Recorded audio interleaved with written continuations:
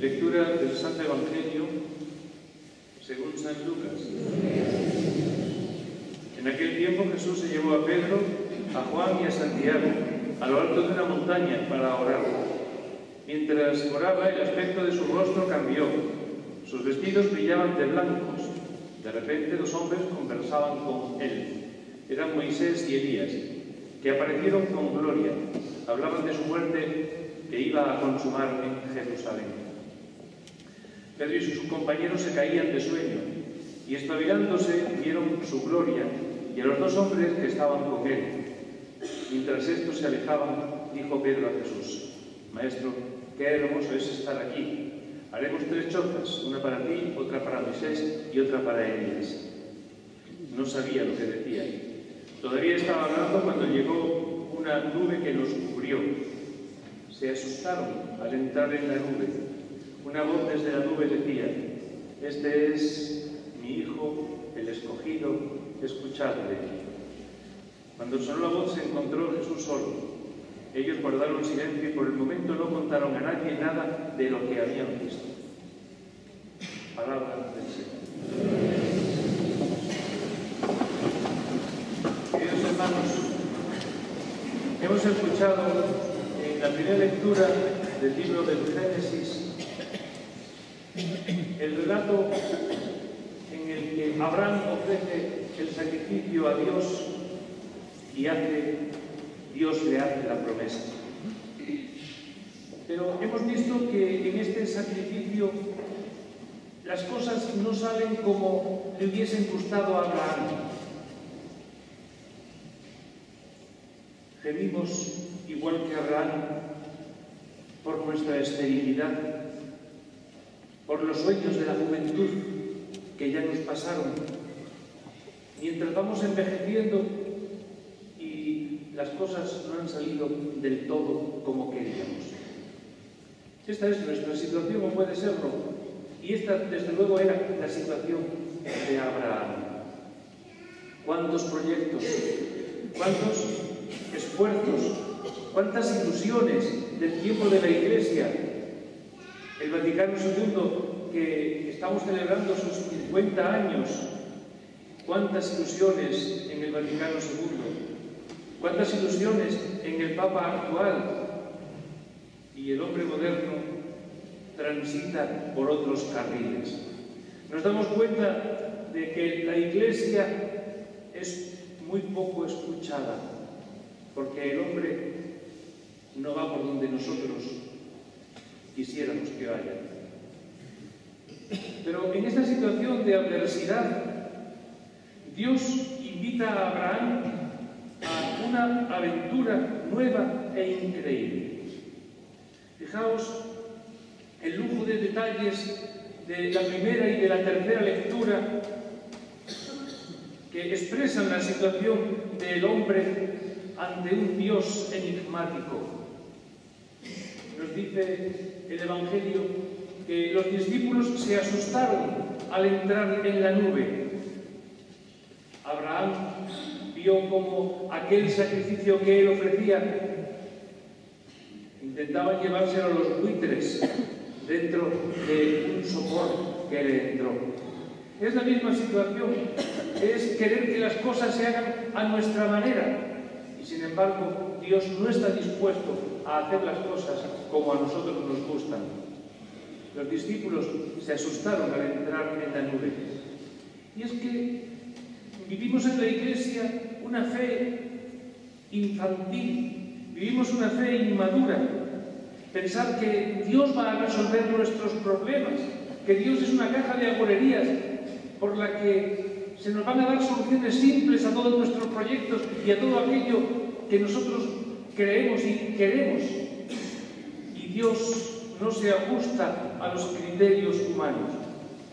Hemos visto que los dos personajes fundamentales de la historia de la salvación, Jesús y María, tienen que pasar por esta noche oscura, tienen que pasar por el no entender nada y tienen que llegar a un momento que no se le va a solucionar nada. Jesús, desde la cruz, Dios mío, ¿por qué me has abandonado? Es sentir la situación, esta situación que estamos viviendo de abandono y de que no salen las cosas como nosotros queremos. La Virgen María tiene que descubrir la identidad de su propio Hijo y tiene que ver el proyecto de su propio Hijo muerto en la cruz. Ver cómo los suyos, los más cercanos, le abandonan todos y queda solamente Jesús con 3 mujeres en la cruz. Y este era el proyecto de la salvación.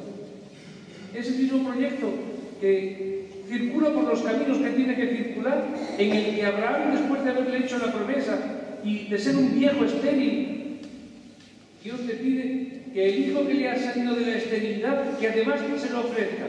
Pero bueno, es que no es este el hijo de la descendencia, ¿de dónde va a salir ya si no? Sacrifícamelo. Y es que Dios tiene una forma de entender las cosas muy distinta a la que tenemos nosotros. A los cristianos nos cuesta aceptar esta situación. Nos molesta la duda, nos molesta la incertidumbre. Y cuando entramos en la nube porque las cosas no salen como nosotros queremos, porque viene la enfermedad que pues ciega nuestra vida y nos deja maltrechos. ¿Por qué me ha tocado esto a mí, Señor? Y levantamos los ojos a Dios para que Él sea el que dé respuesta. Y Dios no da respuestas, porque no tiene por qué darlas. Tenemos que aprender desde esa oscuridad, tenemos que aprender desde ese sentimiento a descubrir quién es realmente Dios y qué nos quiere decir. A Dios no lo podemos encerrar en un puño ni meterlo en nuestro bolsillo. Con Dios no podemos hacer lo que nosotros queremos. Y esto es una fe infantil, porque estamos muy acostumbrados a querer hacer de Dios lo que nosotros queremos.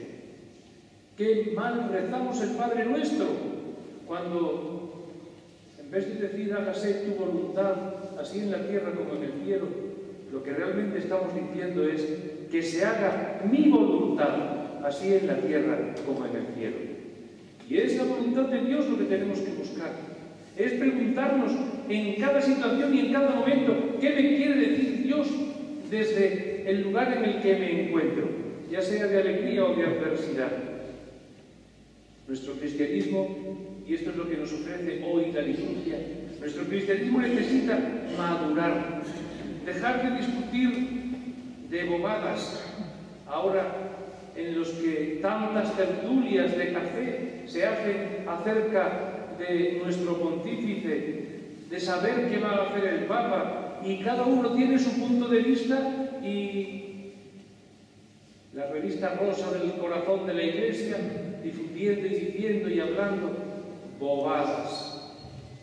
Lo que realmente tenemos que hacer es abrir los ojos a nuestro proceso de fe y dejarnos de toda esa parafernalia que lo único que nos hace es distraernos de la autenticidad de nuestra esencia cristiana para saber ver a Dios en todos los aspectos de nuestra vida.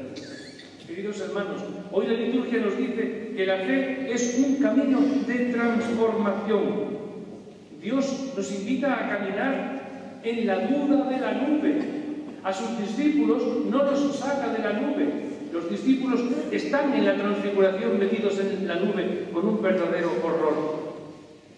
Para que se obre la transformación de nuestro ser, tenemos que comprometernos realmente en esta iglesia concreta, en esta iglesia llena de pecados, en esta iglesia llena de escándalos, en esta iglesia que es la nuestra y no es otra y que es así, y de la que nuestro querido pontífice se ha pasado todo el pontificado pidiendo perdones. No ha habido un papa en la historia de la Iglesia que haya pedido tanto perdón como Benedicto XVI. Y es desde ahí, desde esa situación, desde esa realidad, desde nuestro pecado, desde nuestro desvío, es de donde tenemos que comprender que Dios ahí nos quiere hablar y desde ahí nos quiere ir transformando. Los apóstoles tampoco entendieron a este Jesús que hablaba de muerte y resurrección en la transfiguración. Querían una salvación rápida, Quería que Jesús les ofreciese ya la gloria y no un proceso lento y sacrificado en el que tenían que ir renunciando a sus formas triunfalistas de ver la religión que surgía, de ver el cristianismo naciente. Y tuvieron que acogerse a la cruz para poder comprender en qué consistía este misterio que nos traía Jesús. Qué poco entendió Pedro cuando dijo: Maestro, qué bien se está aquí, vamos a hacer 3 tiendas. Y qué bien dice el Evangelio, no sabía lo que decía. Porque realmente no es por ese camino por donde se madura la fe. Es la resistencia que la Iglesia, que cada uno de nosotros oponemos a aceptar a Cristo silencioso, sufriente, tan alejado de las vanas utopías de los hombres, ese Cristo que nosotros nos hemos hecho y que no es el que Dios nuestro Señor envió a este mundo.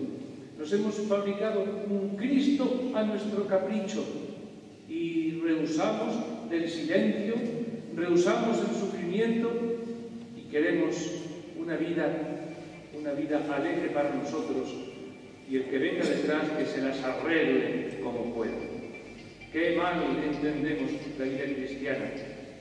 Los cristianos estamos llamados a transformar nuestra condición humana, asumiendo esta historia con todos sus riesgos, sus limitaciones. La fe no nos va a aligerar el paso, ni nos va a allanar las dificultades. La fe no resuelve por arte de magia nuestras dudas. Decía Henry de Vivac, un gran teólogo del Vaticano II: solo a Dios es a quien nunca se le busca en vano, aun cuando nunca se le encuentre. Qué apreciación de fe tan madura y tan adulta la del teólogo de Vivac. Qué cristiano tan comprometido en lo que tiene que ser realmente la vida cristiana. Buscar siempre a Dios. Buscar a Dios en todo momento. Buscar a Dios en todas las situaciones, sean cuales sean. Y tened en cuenta que no lo buscamos en vano, aunque realmente nunca lleguemos a encontrarlo. La pregunta que nos puede surgir ahora, y con esto termino, es entonces, ¿cómo se nos revela Dios? Dios se nos revela en la oscuridad de la vida misma. Dios se le revela a Abraham en el sueño donde parece que los buitres le arrebataban todo lo que más tenía él de valor y que se lo había ofrecido a Dios en sacrificio. Dios se revela en la oscuridad de la nube de estos 3 que no entendieron ni una palabra de lo que estaba pasando en la transfiguración, en esa nube. Pero fijaos, que es que precisamente en esa nube, en ese hablar de muerte y resurrección, en ese hablar de tener que abandonar nuestra forma de vivir y resurgir a otra forma de ser nueva, precisamente en esa nube fue donde se escucharon las palabras del Padre: este es mi Hijo, este es el amado, este es el predilecto. Es decir, esta es la forma de entender la vida cristiana.